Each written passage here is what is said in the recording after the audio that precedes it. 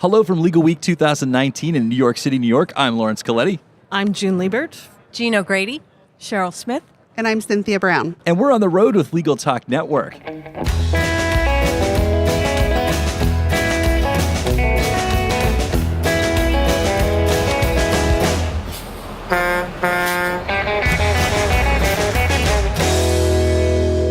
And we're back. Hi, everybody. Welcome to the show. We are at Legal Week 2019 here in New York City, New York.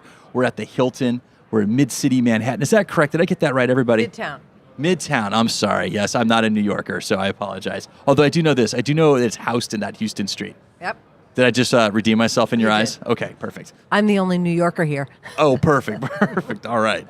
So, all right, we're going to start just with a quick little bio. So I was just at your presentation. It was called From Conversation to Conversion, Getting Lawyers to Use New Tools.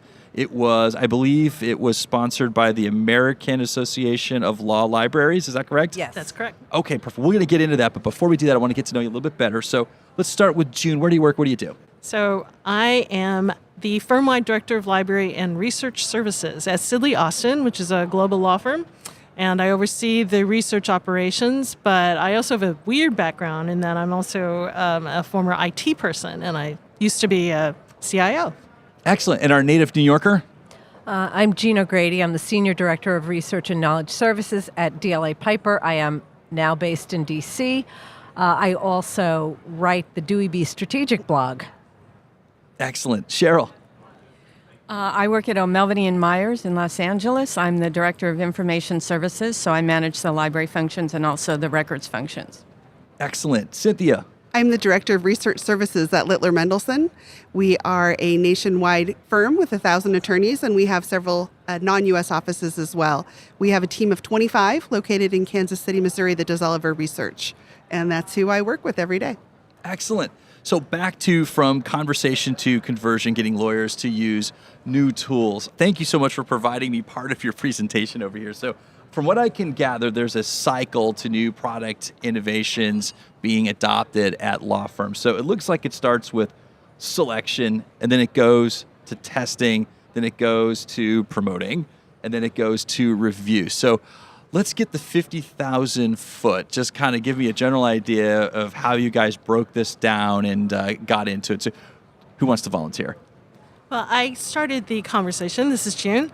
And the reason we came up with a life cycle was that we looked at what marketing does. So when people make purchasing decisions, they usually use a life cycle to make that decision on how to, they do the research, they have that moment of need. So we kind of looked at that and said, well, with lawyers, the problem is that they're not doing the selection. We're doing it for them. And so what we really need, and this is kind of the theme of my talk, was really about developing trust with the people that you work with, that they have to be able to trust you, to know them, so that when you suggest a product, they'll buy it.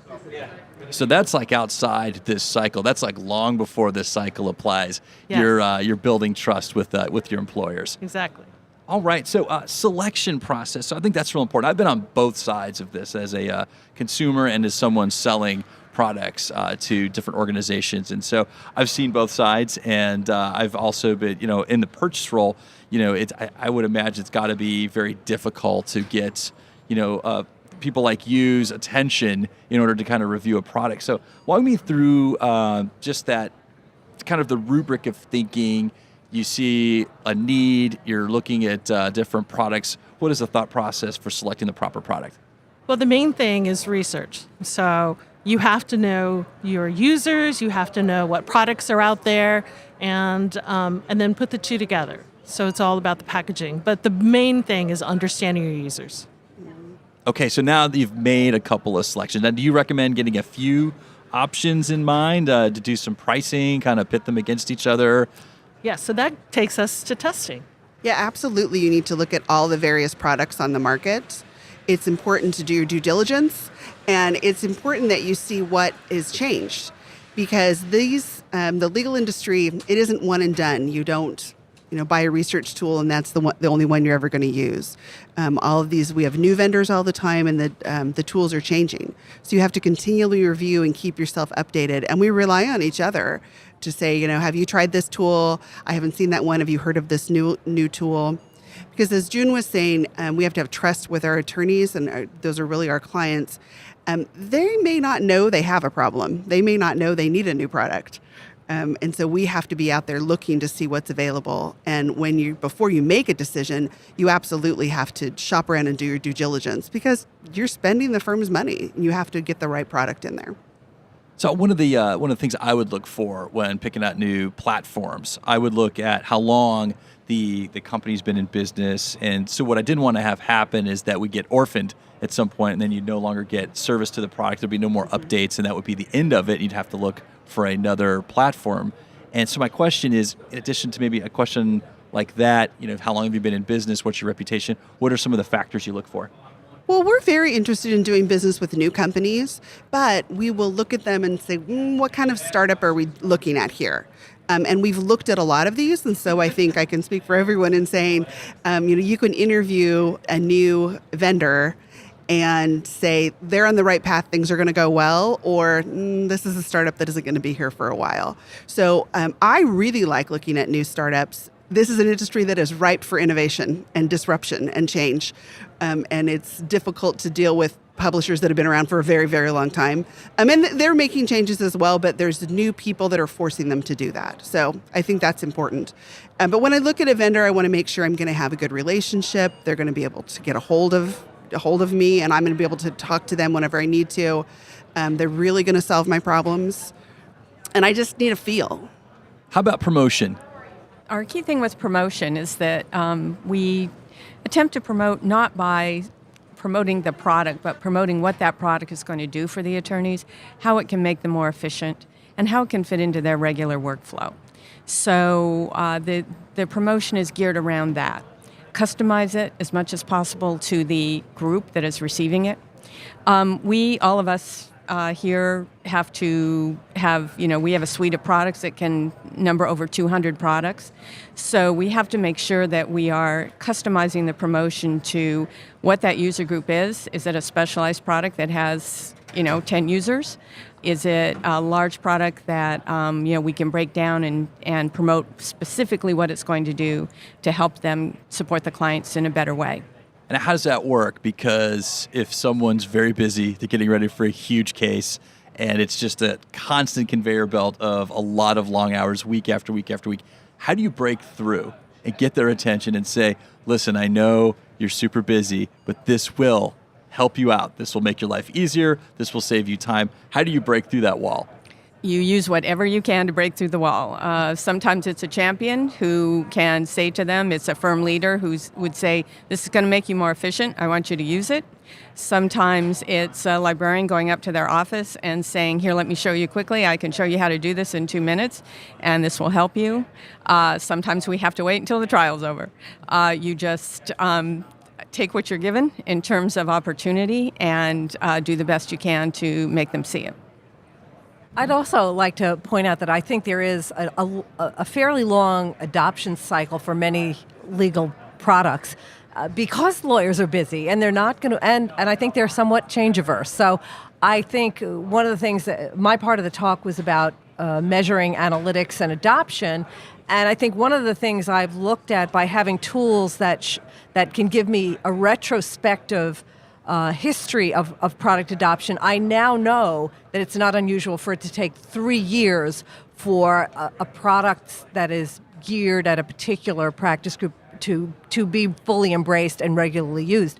But having it is when you have, as Cheryl said, over 200 to 300 products, you really need a tool that measures the adoption, so you know who the users are.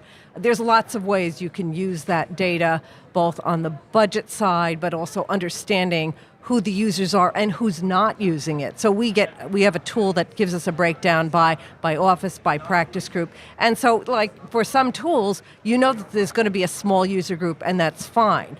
But when there are instances when even vendors are going to for one reason or another, a product turns out not to be as good, it doesn't get adopted, or a vendor seems to be abandoning the product, we can take the data that we have and we understand who are the big users and we talk to them about the migration process of moving on to another product. So there's just limitless ways of using it. The other thing we do, and to drive adoption, is to give people quick links or just solutions. Like, they don't even need to know what the product is. We have a whole cluster of quick links where anybody can go and use it, a secretary, a paralegal, and there's a list. I want a judge's bio, I want a docket, I want a patent. They don't even need to know what the product is, but that is a legitimate use and leveraging of a product. And the other thing I want to mention is getting rid of billing for online products. I really now believe that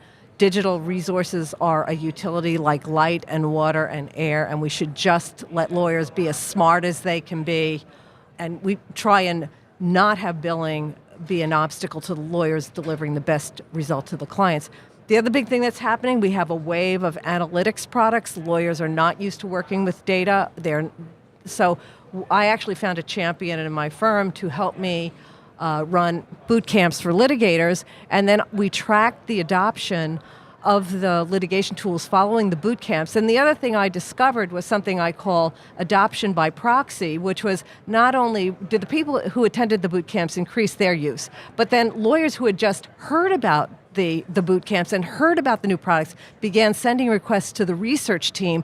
So generally, building awareness over time will help lawyers embrace analytics, just as it took actually years for lawyers to embrace online research. I mean, I go back long enough where I knew that there were lawyers who didn't want a password. They wanted to keep using digests and hard copy reporters.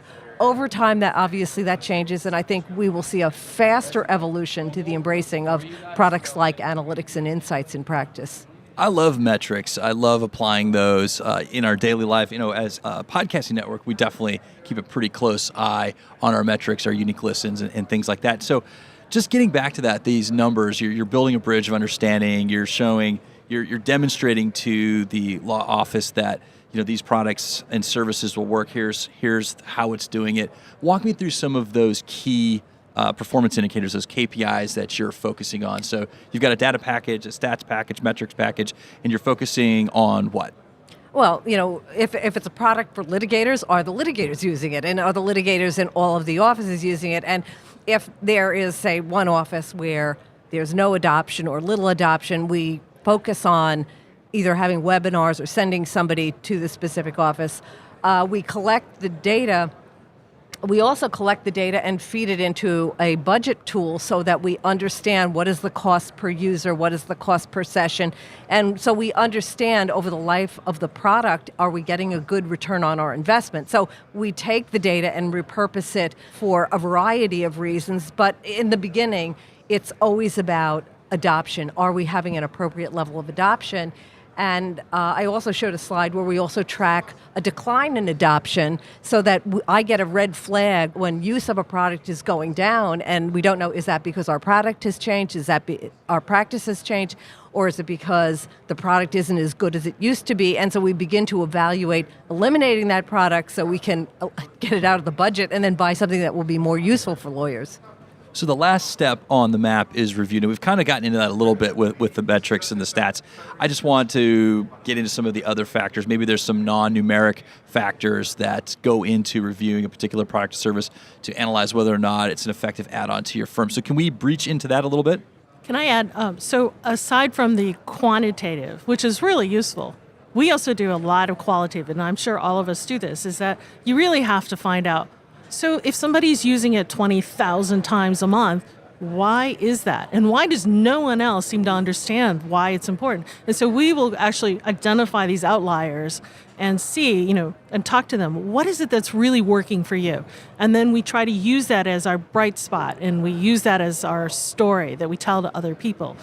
So I think it's really important to have that qualitative aspect. And when we do the product reviews at the end, let's say we're doing a renewal, we have to have the qualitative part because the CFO wants to know, why do we have this? How are they using it? And so we use both. It's really important to have both.